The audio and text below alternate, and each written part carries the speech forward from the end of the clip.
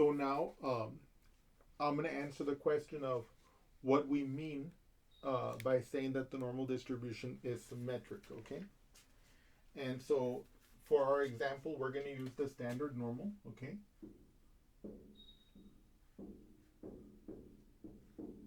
Okay, so in other words, right here in the middle is going to be 0, okay?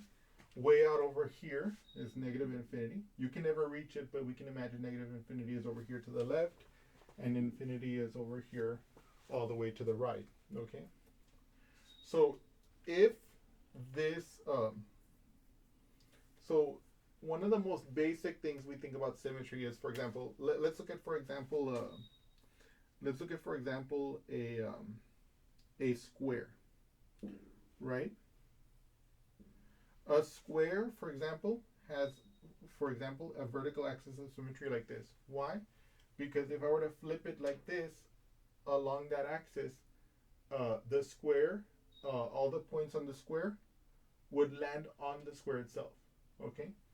Um, and likewise, there would be an axis of symmetry here along the diagonal, along this diagonal, along this horizontal. Um, you get the picture. Now here, what we mean is we look at this as the axis of symmetry, okay?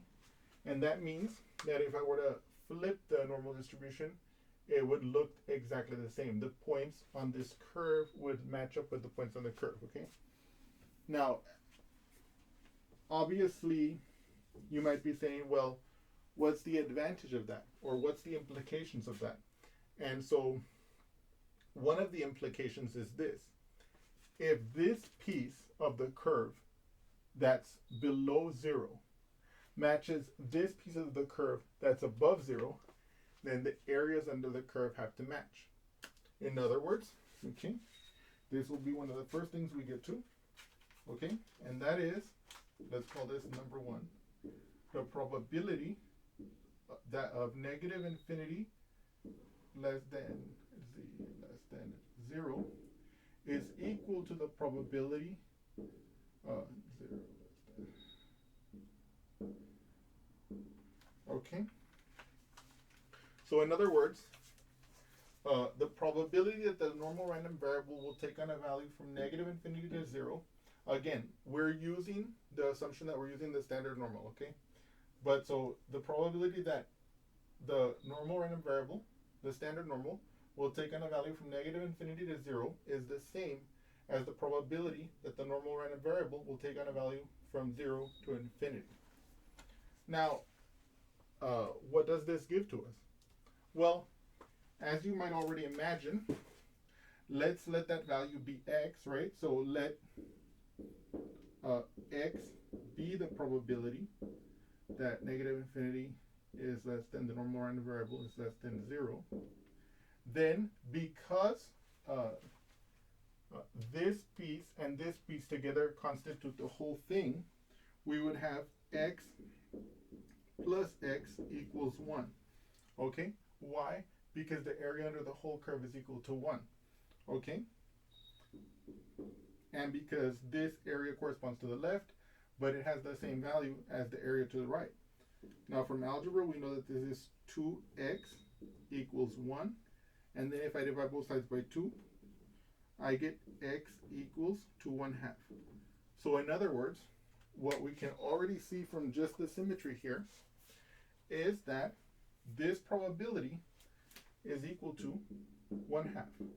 So in other words, the area to the left of the curve is 1/2, and the area to the left of the axis of symmetry, which occurs at the mean of the normal distribution, the area to the left of the curve from that axis is 0.5, and the area to the right is 0.5. So that's the first idea of symmetry that we have, okay? As far as what's important to us, which is the probabilities and the areas under the curve. Okay? Okay. So now, we're going to go a little bit further. And by the way, so this part, by the way, that little algebra argument, you didn't have to follow it too much. But if you did, it's good. And if you want to watch it again to get that argument, it's also good.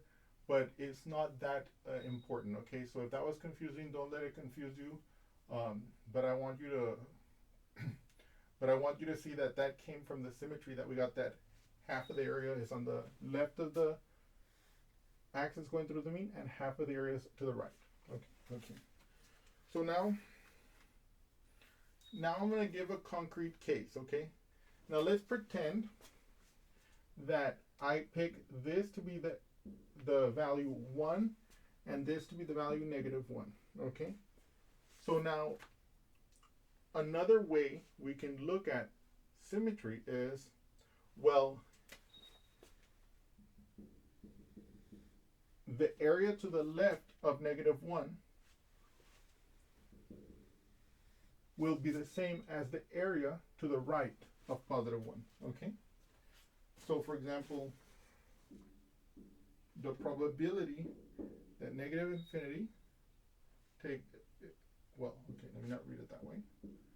Let me read it like this. The probability that the normal random variable, the standard normal random variable, takes on a value from -infinity to -1 is the same as the probability that the standard normal takes on a value between 1 and infinity. Okay?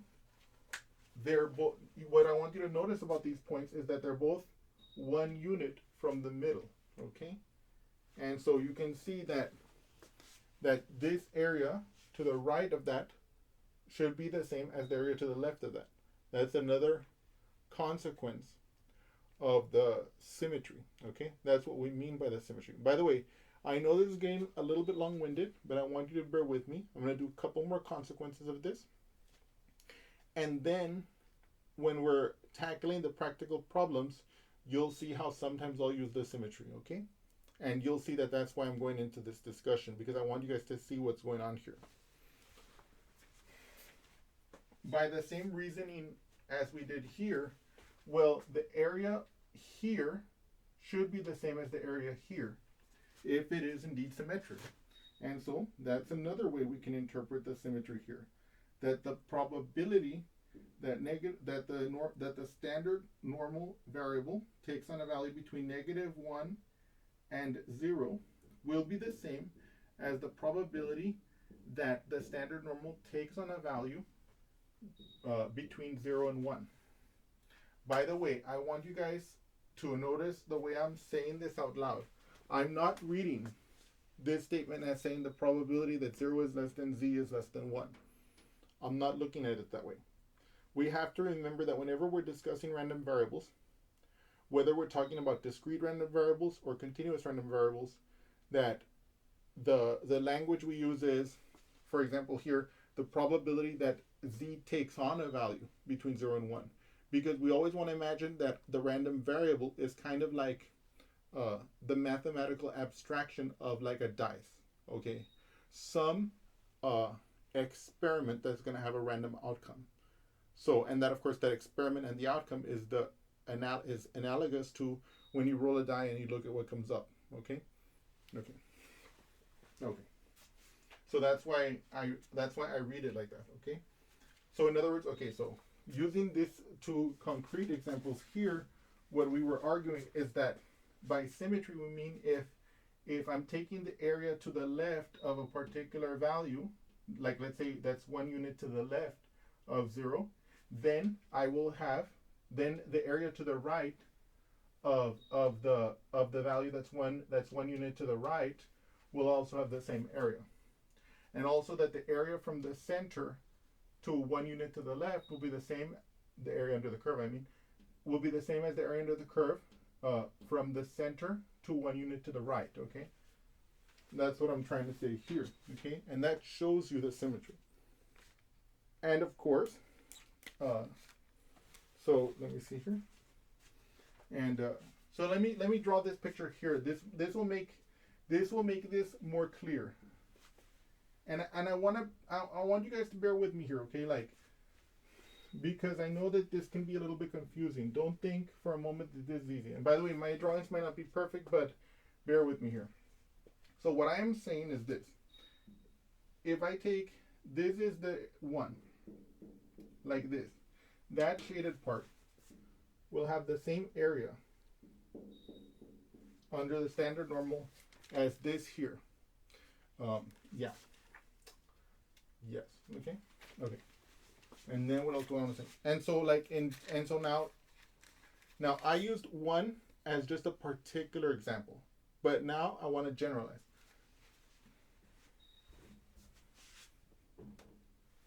And if you're taking notes, I want you to do this generalization, or like underneath. Okay.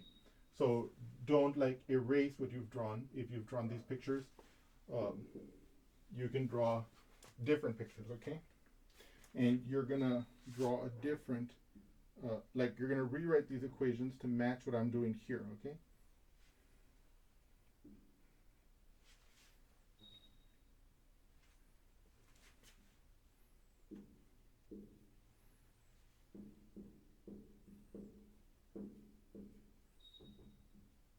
Okay. So now I've redrawn these two figures, and I've rejiggered these two relationships in such a way that we can speak about the general case. Okay. So for any real number a that's positive, okay, again we're focusing on the example of the standard normal. Okay. For any number that a that's positive, if I go a to the left, I'm going to reach the value negative a, and if I go a to the right, I'm going to reach the value of a. And these relationships still hold because they capture the important aspect of symmetry to us with respect to the normal variable, the normal random variable. And that is that if I go a away from the middle, okay, then the area to the left of that, like this, will be the same as the area to the right of this. Of course, again, the area under the normal curve. And the area in between the mean and a to the left will be the same. That area under the curve will be the same as the area under the curve if I go from 0 to a on the right. Okay. And let me see here. And of course, and so here again, this shows you in particular what's happening. This area to the right of a units to the right of the standard normal is the same as the area to the left if you go a to the left of the standard normal. Okay, so that means that this tail has the same area as this tail. This piece has the same area as this piece if we go the same distance from the middle on the normal random variable. Okay. And I like to discuss it in terms of the standard normal because it cleans up a lot of things. To go more generally, what we would say is is that here we would talk about the mean of the distribution, if we were talking about a general normal random variable, this would be the mean, and of course the mean wouldn't have to be 0, so that would mess up this criterion, and so it would make our discussion a little bit more confusing, and so that's why I didn't want to do it that way. But the corresponding ideas are exactly the same. Okay. If you go a certain distance to the left of the mean in a general normal random variable, the area from the mean to that value underneath the curve will be the same as if you go that distance to the right of the mean underneath the curve, and vice versa, the tails. Okay. So yeah, these. By the way, when I say tails, I'm talking about this part of the distribution. Okay, because they're like tails. If we imagine that this is we could imagine this is a dinosaur, right? And then you can see that's the tail. That was just a joke. I want to make it lighthearted a little bit. But all joking aside, I think you guys now see what I mean. And this discussion has been a little bit abstract, but when I apply it to problems, you'll see where it's valuable. And, well, I look forward to seeing you again soon, and thank you so much.